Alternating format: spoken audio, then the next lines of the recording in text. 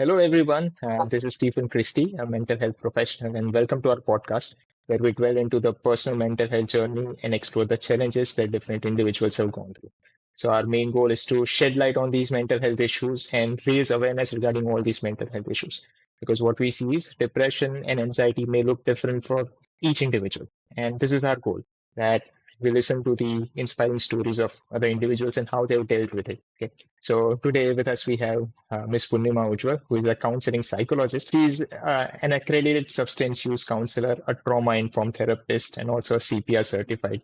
She has extensive experience in working across private and governmental organizations. And currently she is occupied with setting up an online platform for therapists and clients. So welcome, Ms. Poornima, and so great to have you here. Hello, Stephen. It's so very nice to be on the podcast. Thank you so much for that lovely introduction. Yes. So I realize that, you have worked in a lot of different fields, and I also realize the great passion that you have for it. But I know that your journey, mental health, in the field of mental health, it started with your own personal experience with depression and anxiety as a teenager. Yeah. So can you share a bit about that, how this started? Sure. So, just to give you a quick background, so I belong to a city called Jodhpur. It's in Western Rajasthan, and you can call it a tier two city in terms of resources and infrastructure. I belong to a combination family, so we are kind of joint, kind of nuclear. So initially, when I was growing up, there were a lot of people in the house, but as my cousins and siblings started completing their high school education, they started to move out for college or jobs. Both my parents are doctors. My grandfather is also a doctor. He was very revered in his department. So were my parents. So I have had the privilege of being from a family with a lot of focus on education, lot of exposure and resources to healthcare. As a child, I remember I used to visit medical colleges with my parents sometimes when they could not find a babysitter for me for all kinds of work. I've grown up with senior doctors around me and them being called uncle and aunties. So, with all of that exposure, one would think that mental health issues are very quickly addressed. But unfortunately, when I was growing up, in spite of having such rich healthcare exposure, there was very, very little awareness about mental health, and there were very little resources related to mental health based interventions, even within the healthcare community. So, what that meant was that while I was growing up, especially during my teens, I had two very big episodes of depression. There was always mild mood related issues since I was young, but they kind of manifested more. The first episode came when I was 10 years old, where I developed a deep phobia from my school. And what would happen is I would have severe anxiety and panic. But of course, those days I did not understand those terms. And, it would just be a feeling that it could not explain, but it was unbearable. So it started with that, and eventually it slowly, I think because it was episodic, it slowly became passive. It did not go away, but became passive. However, around when I was 15 years old, I again had a similar episode. But this time, instead of having panicky feelings, I was so lazy, and not even lazy, I would say just very slow as a person, loss of energy. I did not feel interested in anything. I would be on my bed for 10 hours, 12 hours. I wouldn't find anything interesting. I would sleep for 14, 16 hours a day. Nothing would feel good. I didn't feel like eating. For a 15-year-old not to be interested in meeting her friends or not going out seems a little odd, but that is the kind of mood I would have. I would not have any activities to do. I would not feel like I would be interested in any activities. So those were the kind of, you can say, the peak of the issues that I faced during my teenage years. And was this because of something that happened in your school? Because you said that you started having a lot of anxiety and Yeah. panic just going to school. Did something happen that caused it? Yeah, so the funny thing is, I never liked going to school even when I was a kid. Like, those days, I would be in a playgroup school which was very close to my house, but my family had to put in a lot of effort to make sure I would stay there. And Right. I shifted to my sister's school. Basically, my sister was already studying there. And the funny part is, I completed my entire education, that is from preparatory standard to 12th in that very school. So Okay. It wasn't that that school was alien to me, or I had shifted or anything, but there were multiple influences now that I look back that contributed to my mental health issues. The first one was that while I was shifted into that school, there were times where I had difficulty navigating my class related issues, right? There was sometimes it would be a subject, sometimes it would be not having guidance about how to handle the social situations, because there would be a lot of friendships and broken friendships, and who's a friend, who's not a friend, those kinds of things that happen in Yeah. school. So those days, not knowing how to navigate those things. Also, at the same time, my house had a lot of changes during my early childhood, because as I told you initially, we were a joint family, so a lot of people started to move out. Eventually, it was just me and my parents, and so there was a lot of fluctuations in that sense also, right? And Mhm.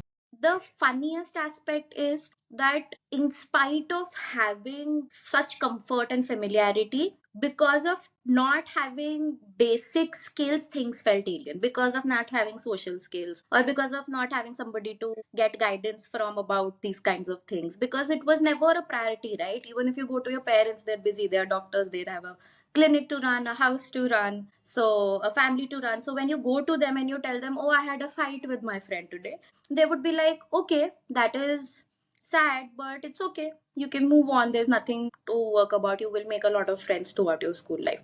Which is Right. technically not bad guidance, but that isn't what a kid needs, right? A kid needs to know how to process Mm. the emotion, and kind of needs to know that it is okay, and create that security that okay, you need to learn to deal with the conflicts, and these kinds of things need to be dealt with, how are you feeling, those kinds of things, what a school counselor would do.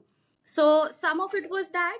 And then the other aspect was that there is a huge even though I was very protected and I had a very privileged background growing up, it was almost as if I was in a glass bubble, and through the uh, peeking hole, I could see this outside environment, which was not exactly very freedom oriented toward girls. Mm. Right? Because as I told you, Rajasthani culture, while it's very rich and it has its own beauty to it, there are times where 20 years back, there were still some old customs and traditions that would go on, that you could see on a day to day basis, but they weren't considered to be oppressive, or they weren't considered to be particularly patriarchal. However, they truly Mm. were. And now, as my generation has become more independent with education and more awareness with the internet and so on, we have moved on from all of those things. But at that time, I would see a lot of those things. For instance, I would see how my sisters would have difficulty wearing jeans or sleeveless clothes out in the Right, right, city, and I right. would Yeah. wonder why. Or they couldn't go out at night, but my brothers could. Or how my sometimes the elders in the family would say that take along your brother, don't go alone. I would be like, why can't they go alone? Brothers can go alone, then why can't my sisters go alone? I was very young and to understand those things then, but it was something that I would see it on a day-to-day basis, how girls had a slightly different Mm. treatment or different lifestyle as compared to the boys.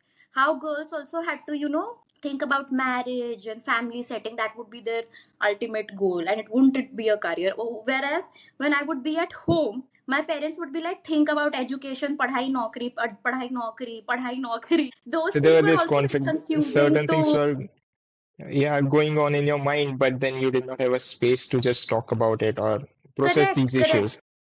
Yeah, because they were not the common issues around here, right? Growing Ah, up. yes, yes. And at the same time, my school was an all girls school. So we had a lot of, in a day to day treatment, everything was very equal for us, because it was just us girls. So in school, along with our teachers and all, we never had to face any kind of biases or any kind of different treatment. So I was in a very protected environment where all the classmates are treated equally, all the girls are, because it's all girls. So there is no parallel perspective. And at the same time, in my own house, I have parents who are very proud about having daughters. They want us to get educated, to have jobs, to do things we want in our life. So again, a very Hmm. optimistic environment. But the rest of the Jodhpur wasn't like that. Okay. So the exposure would be very confusing. I would see my extended families have things like ghungat. I would, having, so if they would see any elder in the house, they would cover their head. In fact, Sometimes I would see my mother also doing things like that in family function, and I would be so confused as to why she has to do that. Or I would see how girls were not allowed to do anything after they had done their schooling. They would just be married off, and then they would only have children, and that's what all they would do. So that was also something that I wondered, that why do they have to do that? Why can't they go out? Why can't they just go alone somewhere? Why can't they go to cafe restaurants? Why can't they go to movies? Why do they have to take permissions in everything? I don't need to take permissions in everything. I've never had to see that. So there would be a lot of questions and confusion Mhm. about what is okay, what is not okay. And for a teenager, those things, along with their own personal changes in their body and mind, they create a lot of confusion, and what it ends up doing is it ends up creating isolation, right? So since in the house I was already very isolated, and then I had these difficulties in school, I after a while kind of got detached from everyone around me, because I was unknowingly dealing with so much inside that I never had the attention or the proper skills to be able to put those struggles in words across to my peers, or to the right peers, or to the right people. I did not know what was happening inside me. It would all come down to just the feelings, What right? you That were I'm not feeling, but feeling okay. correct, Yeah. correct.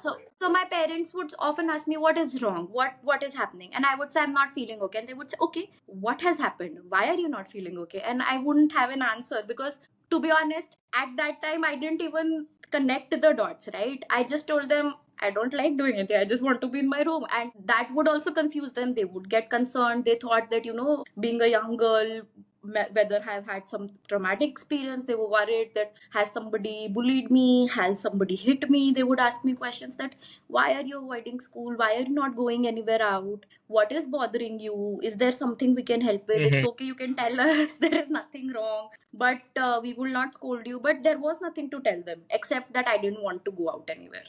I didn't want to go Right. to school. I didn't want to do this. I didn't want to do that. So, it was very difficult for them to navigate as well. Another thing that would happen is whenever I would get stressed as a kid, I would have stomach aches. Mm. So, initially, those stomach aches, sometimes it would be infection. Sometimes my parents would give me medication for small time relief, right? And sometimes they work also, these painkillers and all. But actually, slowly, I realized they were somatic. So basically, they were stress induced. Right? They were not related to any illness or any stomach related issue, to be Food or honest. any other kind of, but only when you were stressed, you started having When stomach the ache. stress would be unbearable, that is when the stomach ache would start. Yes, your body would start reacting to it. Correct, because I did not have the words to respond to myself or to anybody else. Even within me, I did not know how to define those feelings, or how to respond to them, or how to relax myself, how to identify that this is happening. So Yes, it was all kind of an automatic thing that, okay, there is something that is bothering me, and immediately I'm stressed, and that stress isn't, it's just I don't feel good, and then my stomach is hurting. It would just one, two, three. I won't even have enough presence to be able to recognize that pattern at that time. correct. So, And I think what's really interesting in this story is generally whenever we see that person has mental health issues, we all of a sudden think that something major happened in the person's life. Maybe breakup, maybe loss, maybe some kind of conflict, maybe losing a friend or yeah, some major issue. But as you described in your story, it was nothing that you could particularly point out, this is what happened, this one there, incident did it. But it was correct. a lot of other incidents. And even as a child, for you, if it would have been one incident, you could have pointed it out. But even making sense of it, this as a child would have been very difficult for you. Yes, and also, to be honest, even as an adult, one of the biggest mistakes that we make is that we always attribute to stressful events as being the origin of the mental health issue, whereas at the best, they are what we say precipitating factors in clinical terms. You mentioned that, during 15 years, around 15 years of age, that was when you had a peak episode, right? So could you describe it? How did you feel, especially like emotionally? How did you feel during this period? So, I remember very, very little activity during that 1 year. Usually, when you look back to your childhood, you remember so many things that you've done over a year, right? If I tell you, okay, Stephen, what were you doing when you were in ninth standard, for instance, you'll be like, okay, I used to watch this TV show, or I had these cousins, or I had these friends, or this is what I like to eat, or something of that kind. In my case, none of those things come up. What I truly remember is that I would sleep a lot. When I say a lot, every day minimum 12 hours, would go up to 14, 16 hours. More importantly, even when I wasn't sleeping, I remember lying down and just looking at the ceiling, not doing anything. And Hmm. what ends up happening is you go into your head a lot. Right. Right, there are a lot of repetitive thoughts, there is a lot of daydreaming, too much perhaps, and there is no coherent concept that you are obsessing about. It's not like, okay, there is something, one topic, for instance, it's psychology and I'm thinking about that, or it's a friend that I'm thinking about. No, it's just random. My mind is going anywhere and doing anything, but I am not doing anything or going anywhere. So I'm was it just just the there. negative things that you were thinking about, like why am I not able to Yeah, study well, why am I not able to socialize, or yeah, there just was a things lot in of, general? sometimes it would be a lot about questioning my own self. You know, one of the main things was the confidence hit that takes you, because you don't know what's happening to you. Clearly something is happening to you inside, because everyone else thinks there's nothing wrong, Hmm. right? So there must be something wrong with you, and if there's something wrong with you, it is your problem that you're not able to figure it out. Nobody else can do it for you. Those were the kind of perspectives that were absorbed within me, and what that would conclude to is, I am not able to get out of bed. I don't feel like doing anything. I don't want to do this. I don't want to do that. I don't think so I will be able to do it. I don't think so I'm good enough. Hmm. Everything is hopeless, you know? Right. That kind of a perspective. And what's the point? Why should I bother? There, it would end in the same thing. So stuff Correct. like that, it would still end up with me being upset, it would still end up with me being alone. So those kinds of things come up a lot. Also, along with those things, you tend to kind of, get fixated on random things. Even Can something you that explain this a little was, more? yeah, so even something that gives you momentary fascination, or even makes you feel momentarily happily, you keep clinging on to it until you can kind of go back to it. So those days there was this series called Sherlock. Okay, I used Hmm. to really really like that series because it was very interesting, it was very fast paced. Being a teenager, I found the lead very good looking, had a crush on him, so kind of ticked all the boxes for a favorite TV series.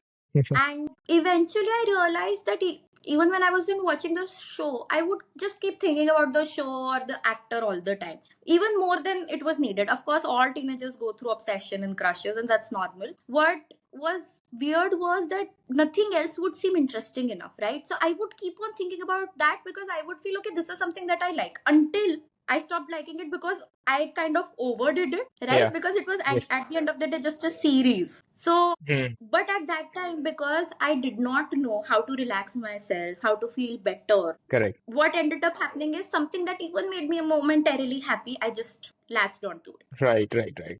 So, and Yeah. if you could remember, like, when was it that you kind of realized that these are mental health issues, or was it you who realized it, or your parents who realized this? So my parents did observe that I wasn't doing okay. So, however, they did not have a conversation with me about it, because they could see perhaps that I was very confused about what is happening. Also, on their end, they had tried everything. They took me to stomach related gastroenterologists, they took me to physicians, Hmm. they made me talk to my cousins, they made me talk to teachers, they talked to me individually to figure out if there was something which was specifically wrong, right? Because this has happened before when I was 10 years old. So they didn't know what was happening. They didn't understand that perhaps it's a clinical mental health issue. Also, this is a time when, even for doctors, to be honest, mental health issues weren't exactly a major concept. Correct. They hadn't learned about Correct. all of this in medical school. Only thing they had exposure to was severe psychiatric illnesses, right? Hmm. So they would look at me, they even took me to a very senior psychiatrist, my grandfather's friend, but he saw me and he says there's nothing wrong with her, because there was nothing wrong with me. There was no major clinical disorder, as to speak, at that time. Okay. But this is where the role of a therapist or a counselor becomes very essential, because you can clearly see that there are problems and they are mild to moderate. They're not so severe that they fit into a disorder. Correct. But there are definitely issues, but that was the missing link. So because of that, I only eventually figured out that something is wrong. I had come across some articles related to school phobia and so on, and I started to wonder perhaps this is something of that sort, where there is something within the school that has created some automatic fear response. So I had started thinking along those lines, and it was in my gap year after 12th when I had joined yoga classes, and I was roaming around and doing exploring things, that I started having severe palpitations to the point where my pulse rate would increase. And the odd thing would be that I would just have gotten up from sleep, or I was resting on bed. And because I had parents for a doctor, I would go to them and I would say, Dad, is there an infection? And do I have fever? Because I don't feel okay. And he would see my pulse and he says, It's fast, but you've just gotten up from a sleep. Your temperature is normal, nothing else is there in terms of infection or anything. Why is your pulse rate increasing? Did you have coffee, too much coffee? I said no. So that's when I started to realize something is not right. And Right. from there, I was very privileged that the yoga institute I would go to, it's still one of the most revered yoga institutes in the city. The founder of that institute was also a counselor and would sometimes sit with me. She felt that something isn't doing okay, something isn't right, and I told her about the palpitations, and she told me. By that time, AIMS had opened up in Jodhpur, and so I had a conversation with the psychiatrist at AIMS, and I was very lucky where he was able to help me out, and slowly he guided me as well as my parents. My parents had some time accepting the diagnosis. Initially, the things that she ये पागल तो नहीं है, कोई major psychiatrist को दिखाने की क्या जरूरत है, Mhm. साइकाइट्रिस्ट क्या करेगा, तेरे कोई मेडिकल इशू तो है नहीं, there is nothing wrong with you, so to speak. So God knows what the wrong word implies, but that would be a constant dialogue. There's nothing wrong with you. You are an intelligent girl. Everything's fine. Why do you feel the need for all of these things? But he took that counseling route with me, along with And also, one more medication. question.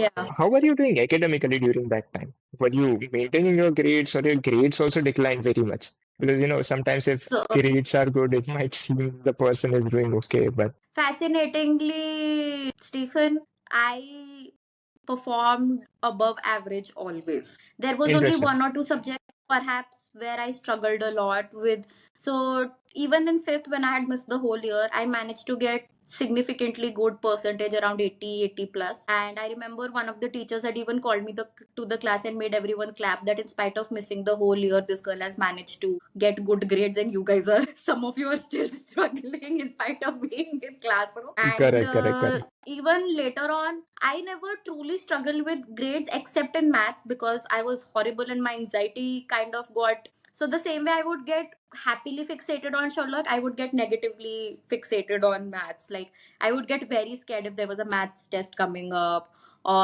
I would get very anxious during math exam. In math I performed horribly, but otherwise it was very easy for me to score. In fact, subjects like English and Hindi kind of came automatically to me. I never even thought about doing unwell in those subjects. So at the same Right. time, my parents did not ever pressurize me into first rank or A plus plus क्यों नहीं है, या तुम्हारे 90% के ऊपर क्यों नहीं है, Purnima why are you not scoring this much और that much. You do as much as possible and make sure that you're doing enough so that you are getting promoted and your journey isn't getting restricted because of this. Correct, correct. So yeah, so they were very So, nice so to me academically, that time. instead of these things, you were academically doing very good, but when Yeah, talking about your sometimes own I mental wonder health, how well I would have done if yeah. I hadn't had these issues. What all co-curricular activities, if you've seen me during my college university days, or if anybody has known me after, even during my professional journey, people know that I keep doing all kinds of different hobbies, crafts, and there are a lot of different areas where I Mhm. keep talking about, discussing, and doing things. I wonder, had I not had these issues, how extra co-curricular wise rich my childhood would have been. So I do Right. wonder that sometimes, and I also wonder whether I would have performed extremely well in certain subjects, because even during my most difficult, stressful days, I was able to get through with this. Correct, correct. Makes sense. And also, when you now afterwards, when you finally went to the psychiatrist, right? Did he diagnose with you with any kind of Yeah, yeah, disorder? yeah. He did. So initially he had confusions about personality related issues, but Mhm. he was very, one thing that I really appreciate about him, he's the HOD now in AIMS Psychiatry, and he's perhaps the most easily known person in Jodhpur in mental health uh, field because of the time and the attention he gives to each patient. And I Mhm. remember even then he saw that my parents were slightly resistant. They kept resisting for some time for medication, and my symptoms got worse. He sat me down. He said, "Do you have a problem?" I said, "I don't have a problem with medications. I've taken antibiotics and I've been around injections and medicines all my life. It's okay if a medication is solving something. Please go ahead." But my parents were worried what would be the side effects, whether I need it, whether it will have any developmental. Too much of information is also not good, right? They are doctors, so they Yeah. can see all the long term effects and all those kinds of sedation, and they had a lot of worries about medication. So he sat me down and he explained to me each and every step how the medication would help, which medication would help me in what way. He explained to me that the issues I was having, they were depressive episodes. It was episodic in nature, and which is why it happened in peaks in when I was 10, when I was 15. It wasn't continuous, which made it more difficult. He said at the same time, it perhaps was good that it was episodic. Otherwise, God knows how much severe things would have been by It would now. have been much more severe. Yeah, so he said it's because it's untreated, and if you do not take treatment further, the episode's time and intensity would keep on getting more and more. In terms of, you will have more episodes, they will come much more frequently, and they would have much worse symptoms. So he said that if you, and good thing is that right now it's not so severe that you need hospitalization or anything of that sort. Just mild to moderate symptoms are there, so just with little medications we can make a lot of progress. And he also explained to me that I had major depressive disorder with Mhm. mixed anxiety symptoms. Right. So, in that terms, he said that don't bother Googling. You won't get any information there. Come ask me whatever you want. So, he made sure that, I was there in terms of my own treatment. He never at once thought, oh, she's a kid. Why do I need to talk to her? Let me just talk to her parents. Her parents are such big doctors. I'll just discuss everything with them. Or he never thought that, okay, I will not tell her all details just because she's younger. He made sure that I was fully equipped in terms of what was happening, why it was happening, when, where, everything. So, in those terms, it really helped me. However, Did this help you in connect spite, the all the dots that earlier you were not able to understand? yeah, not all. Nah, so that is what I was coming to.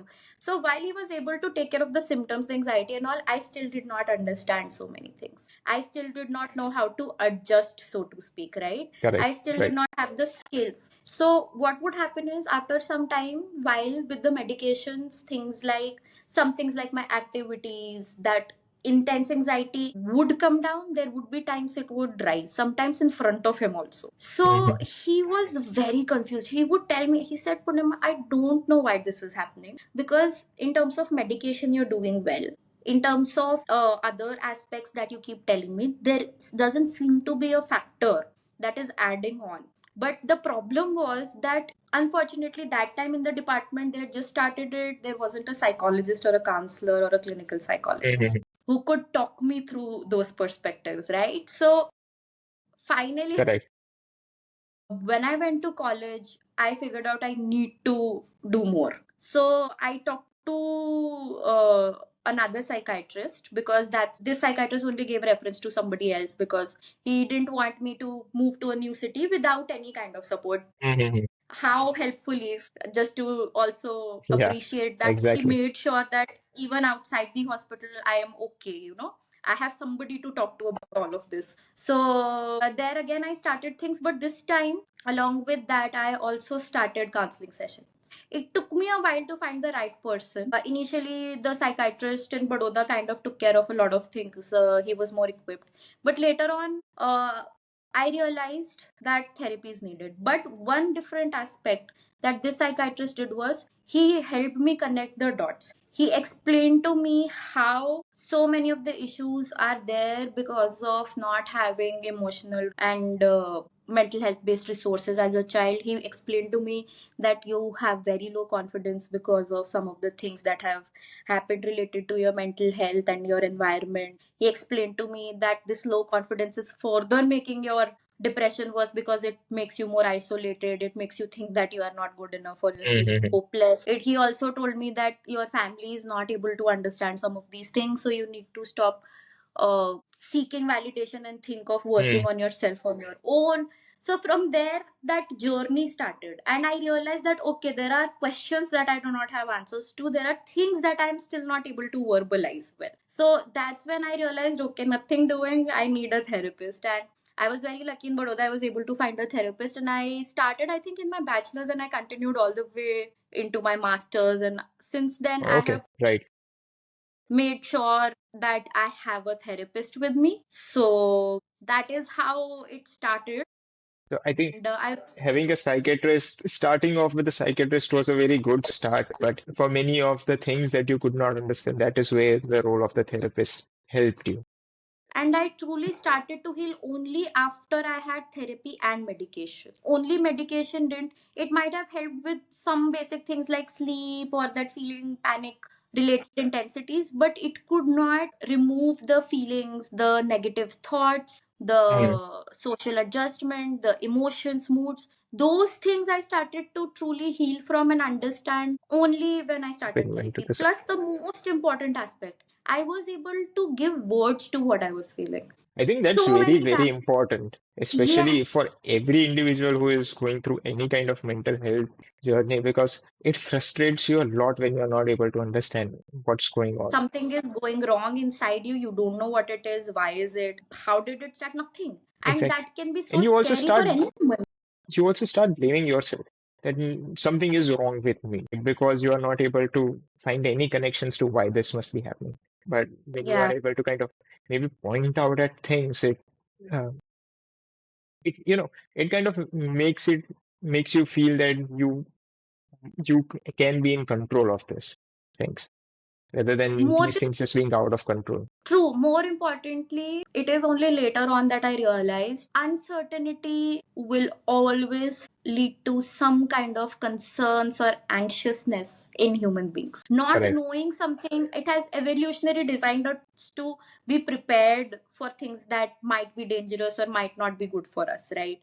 So whenever something's not good for us and we don't understand it, it makes us scared. It makes every human being a bit perplexed that why is this happening. So Mhm. when over a period of time that continues, I think it could be one of the reasons why anxiety is so prevalent right now, because people are not able to verbalize what they're going through. Mm. They don't understand, and that makes them perplexed. That makes any human being perplexed, not just specific conditions or specific instances, right? Yes, So many definitely. individuals would just, vaguely point out, maybe I'm not feeling good, maybe I'm feeling something off. Not that, you're feeling anxious, or maybe it is something related to anxiety. I think, Right, right, absolutely. And which is why sometimes, in spite of best efforts of friends, hmm, family, a person doesn't recover because what the family and friends can never provide is the true meaning and definitions behind those feelings, behind those beliefs, right? Or behind those moods, the changes. Friends and families at the best, they'll be like, okay, they if you ever see, while some people might make more effort, might be more specific, but from a professional perspective they can never have that level of answers that a psychologist or a correct. therapist can provide. So even sometimes I had caretakers and caregivers come to me, friends come to me, that why isn't she getting better, what can I do? I keep telling her she doesn't have to worry so much, she doesn't have to be so sad, he doesn't have to be like this way. As a spouse I am there, सब हो जाएगा. But इनकी तो भी ये तो सोचते ही ऐसा क्यों सोचते रहते हैं, ये बार बार मुझे ये एक ही चीज बोलते हैं, मैं क्या करूं. That is where the surrounding people's problems also becomes visible, that in spite of their best effort they are not able to help. Exactly. And I think that happens quite often because, it's not usually the case that people around us are not willing to help us. They are willing to help us, but they are trying to help you from their own perspective and in the way that they know how to help you. But Correct. many times that forms of help, although a person might appreciate that, thank you, you are helping me, you are trying to help me, but maybe this It's is not a not substitute. exactly, exactly. And I think this is where therapy plays a very crucial role because friends and family, they might be there to check up on you and all. And it might also make you feel that, no, somebody is there to help me and somebody is there with me in Yeah. these cases. But like you also pointed out, that the professional help is what is very much needed in these cases. You cannot at One thing that I've learned through my own personal journey is there isn't a substitute for therapy.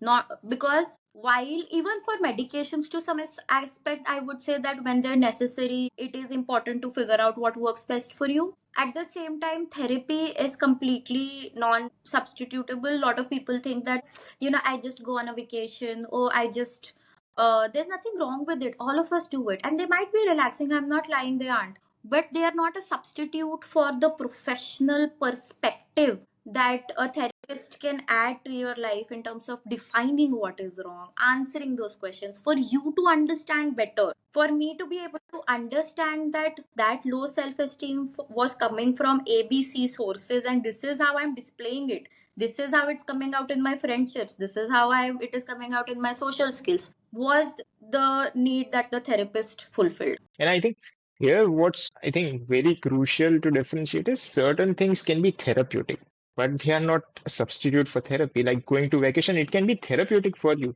Maybe Yeah. having coffee or just going into gym can be therapeutic, but it might not substitute therapy if you're because therapy gets to the root cause of it. Well, some Yes. things that is just therapeutic might momentarily help you, but not cure you of everything. And for long term, it might not be so helpful. And like towards the end, I would like to ask you one thing. What is one piece of advice that you would like to give to all the listeners? I think it's very difficult to combine so much of uh, that I've gone through into one specific advice. But if there is one thing that I have personally learned that I think I can share, is that it is not important to have all the answers. It is not important to know before you seek help. Sometimes, when you don't know, when you're not aware, even if you don't know what to tell the person you're seeking help from, sometimes, people say, I don't know what to talk to the therapist about. What will they ask me? It's okay. If you need help, reach out to a professional, and everything else will slowly fall into place. But you need to be sure and reach out that Yes, I need help. That's it. If you can accept that and reach out, there will always, sooner or later, there will be support, there will be answers. But do not be afraid to reach out for help in whatever way you can. I think that's a perfect piece of advice. And also, what this podcast aims to do is this podcast also aims to encourage anyone listening to it to just, if you are facing similar problems, go out and seek professional help. Other people would be there to help you. But I think having professional help is very, very much important. Even if a girl who has doctors for parents, who has access to all the medical colleges and hospitals, who herself was studying psychology and surrounded by faculty who was psychologists, needed to take professional help, so only then could she be her true self and be an authentic person. I recommend and encourage anyone who's struggling to go ahead and take help without having the answers or even the words to describe what is happening. Thank you so much. I think this was great podcast, right? I agree, Steve. How you dealt with, how you went into detail about each and everything. What was unique about this was, and many times in symptoms and all, we see that there is a lot of declining studies and all, but that was not the case. For a long time, things might go on very vaguely in your life. You don't understand what's wrong, but you understand something is wrong. And truly, And that that's is, enough. yes, that is where you can just go to a therapist, maybe just talk with Yeah, them. You don't know what's the that's issue, go help. and talk with them. Yeah, absolutely. Thank you so much for summarizing that so well, Stephen. It was really nice being here on your podcast. Yes, thank you so much. Great. And I hope we can have more podcasts and more informative sessions like this further on as well. Absolutely, absolutely. Thank you so much.